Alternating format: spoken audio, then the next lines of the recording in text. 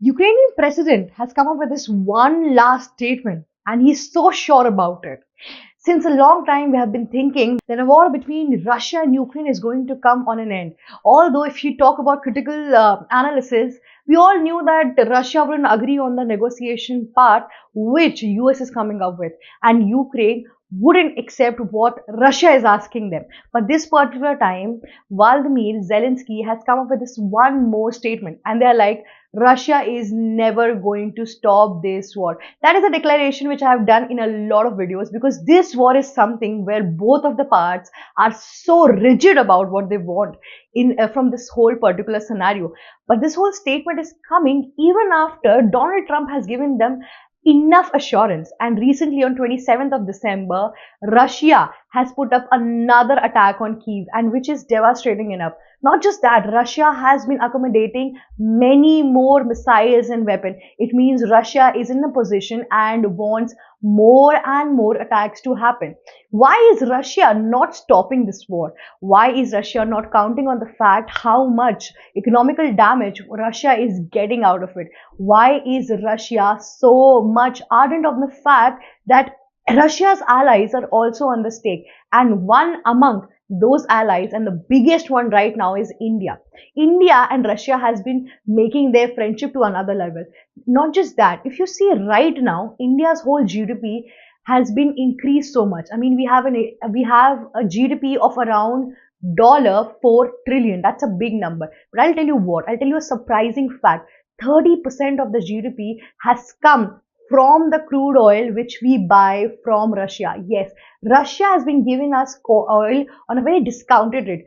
Earlier it was 30%, now it is to 40%. Do you understand? The whole world is buying crude oil from Russia. It is one of the biggest exporter of crude oil, and India is getting it on 40% exchange. And if this gets so well, and if Russia and India go more and more on this friendship route, it might be a problem for India.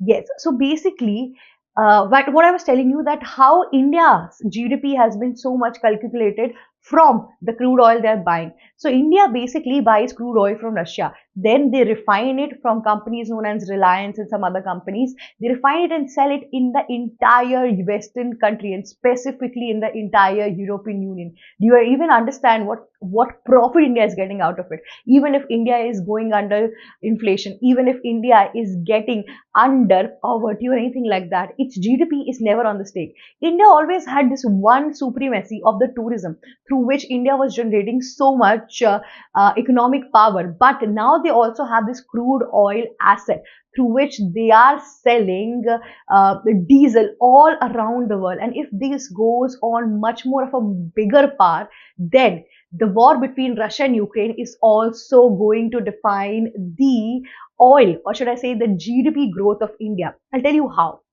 So basically, NATO, which has countries like US, UK, Canada, and many more other countries, basically the Western countries, those countries have been supporting Ukraine in the war. Earlier, Donald Trump was sidelining itself, but now even Donald Trump has given armed support to them, army support to them. In that manner, you see, there have been a conflict between Russia's allies and US as well. And Donald Trump has wanted to be a vocal participant. He got his whole boost and the power and the confidence after by himself ended the war between Israel and Gaza. Although the war between Israel and Gaza ended on paper, but not really, still Israel come up with different attacks on Gaza. The war has not definitely ended well, but obviously it is much more better than what it was. In a similar manner, US have been imposing so much pressure on India, because India and Russia are good friends, and they have been making their deals to another level. And because of the pressure, we have one example where India severely got affected when Donald Trump added 25% extra tariff on India. And adding to that entire thing, US entitled India with 50% tariff. Do you understand the number? The relation between India and US got so devastated. And no matter how much you say, but India was affected because of it. Because India's entire business and most of the field coming up with pharmaceutical, garments, seafood, and jewelry, so many things were affected, because it was making a market in US of around 60%. You see, somewhere you have been selling your products till 60%, and one day the market gets lost. That was the cost which India paid it. Although later Narendra Modi was sharp enough, diplomatic relation between US and India ended well. But this war is not ending, and Russia is not stopping, and Russia is not understanding this one part that is going to affect all of its allies. You see, all the entire Europe and US right now have cut ties with Russia. Not just that, they have come up with different sanctions on Russia. And right now, Vladimir Putin came to India and discussed the same thing with Narendra Modi. He told Narendra Modi the war should end, but on a negotiation where it will be profitable to Russia. And on the other hand, he also said that India should help Russia in making good relations with Europe. Because you see, Russia's economy is also weakening, but Vladimir Putin's whole ego about it, or should I say he's stuck also in the war.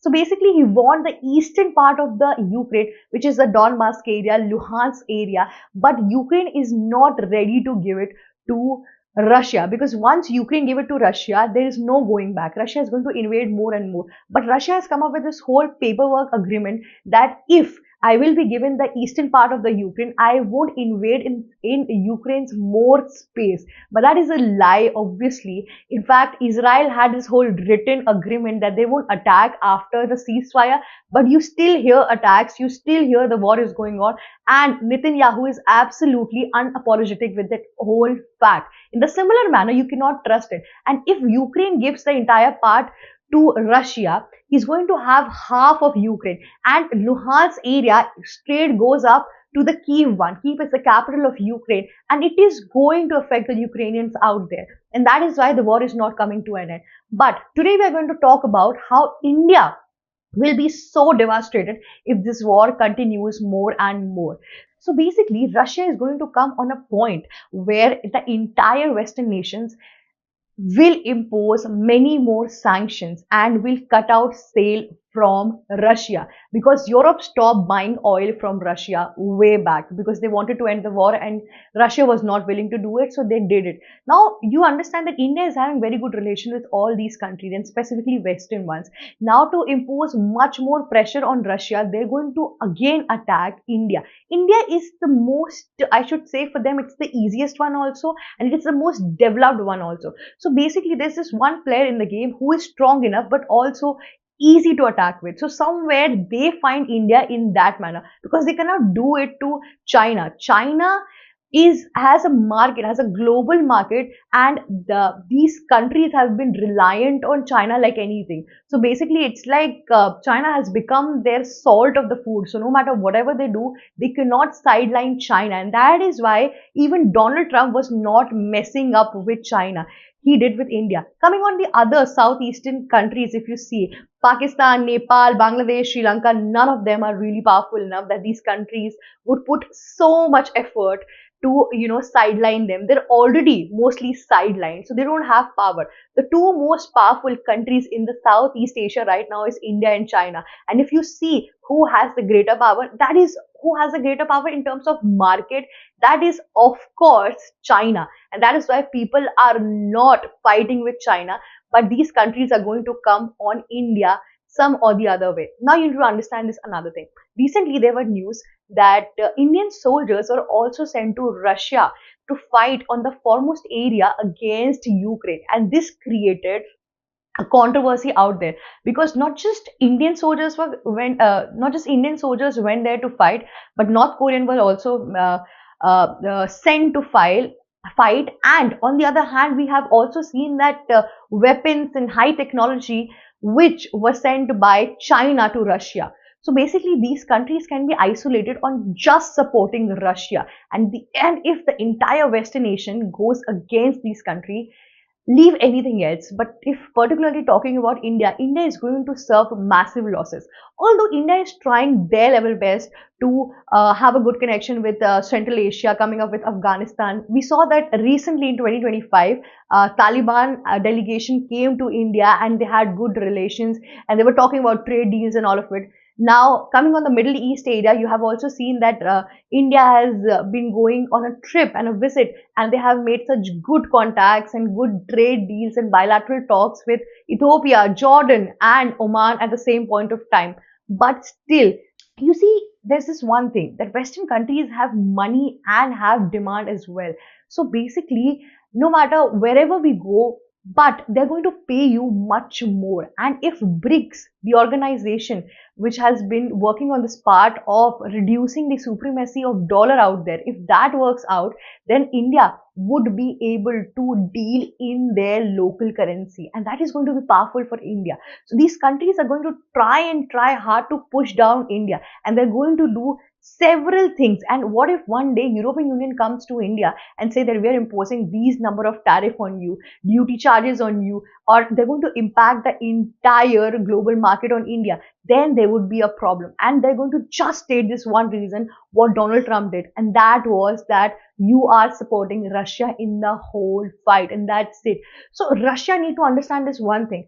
Ending the war and not ending the war is completely Vladimir Putin's decisions. But right now, he has to also work on this whole pattern to make good relation with European Union and US President Donald Trump. There was this one time when Donald Trump and Putin became friends and friends forever kind of a thing. In fact, in the whole scenario where we were struggling with the Operation Sindoor, Russia was also with US, that US should be given credit of where the war was ended. But later, Russia got to know that who are their real friends and how Donald Trump changed its sides and everything. And they had the profit coming up with Asian countries where they were joining, because this is a saying and this is a true saying, absolutely correct. In the history of US and NATO, we have seen this one thing, that these NATO countries have been very much selfish about themselves and very much self-centered also. When it comes to the loss of their own country or anybody from European Union, US and other places, they just stop it. They just get together and protect each other. They won't let any Asian country come there and devastate them. And these countries have been also having a kind of supremacy into themselves. They don't find Asians that capable of that they can come and ruin their power and everything. In the similar manner, this is how, if Russia does not end the war, it is going to devastate India like anything. India is a growing economy. India has been making so many deals and everything. India's pharmaceutical, garment, seafood, jewelry, and then other agriculture stuff. These are something. These are the market which everybody wants right now. India has been very good and powerful in these markets, and they're the diesel one as well. They need buyers out there, and the entire Western countries have opportunities and opportunities. They have global market out there, because you see there are migrations, there are Indian Americans, there's so much of the things. And or not just even the market part. You see many of the students from India studies in all these countries out there. Many of the people go there and work there. So it will be very hard for the Indian foreigners who are living in these countries as well. Because any time if NATO gets into an anger mode, it can devastate India like anything. And that is why India should be very much careful. And in fact, PM Narendra Modi should also emphasize on the fact where Vladimir Putin should actually come up with a middle way and end this war, because this war seems to be endless right now. And Russia has been in an ego game. See, you understand that Russia is showing everybody that there's no economic loss or anything like that. Russia is in the economic loss, and the one thing which is saving out Russia is that they have been selling weapons on much more of a decent price than, or should I say cheaper price than US is selling right now. And also, if you talk about the Russian currency and everything, it has a much more lower pricing than the dollar itself. So basically, most of the Asian countries out there and many of the European Union countries out there are buying weapons from Russia. And within the past few years, India, China, they have been so much reliant on Russia. So that is why Russia is also taking the whole part. One is the oil, the other one is the weapon. Both of the things are helping out Russia to not wreck so soon, and they're not drowning. But there have been losses all around because of this also, because Russia has been good in a lot of more things, but they are not getting the market for it, because the entire NATO organization and their countries have been so much neglecting and isolating Russia. They have been trying so many things to just isolate it, and that is why Russia is losing market day by day. But Russia have been keen in, taking and invading the part of Ukraine, but Ukraine does not want to end this entire thing, and that is why this war is not coming on an end. But we want to actually know that, do you know the better option where Russia and Ukraine ends the war as well, and they come on the middle ground as well? Because a lot of time you see, Donald Trump has come up with so many negotiations, where recently we have come across this one thing that Ukraine wanted to join European Union and their organization, and Russia said, I'm fine with the fact, and even after that I'll come up with a ceasefire deal. And that is what Donald Trump has been bragging all around, and he has been spreading rumors that this is going to be the seventh war which I end. So basically, Donald Trump wanted Nobel Prize, and that is why he has been claiming so many times that he has ended seven wars, and none of the wars have ended so well. Leaving India and Pakistan, where Donald Trump did not play a single thing out there, and that is why right now the whole pressure on Russia has been increasing and increasing. No matter how good of a friends they are becoming, but still Russia needs to take this thing into consideration. Putin needs to end the war so that his allies and his futuristic vision for a great Russia can work out there. So you see BRIC countries where Brazil, Russia, India, China, they have been working so hard that they would reduce the dependency of dollar, and these BRICS countries and Asian countries could trade in their local currency. For that, they've been working really, really hard. But this whole program where Vladimir Putin is not coming on this end wala thing, and that is where it is hurting. And right now, we could see that how India is also devastated with the war. But let's just see what happens after this whole thing. It is a surprise element, or should I say, we have been waiting for Vladimir Putin to enter the war, because that is something which can save India. That's all for today. If you like such scoop whoop about geopolitical news, do not forget to like, share, subscribe, and comment Global Shark. Thank you so much for watching us.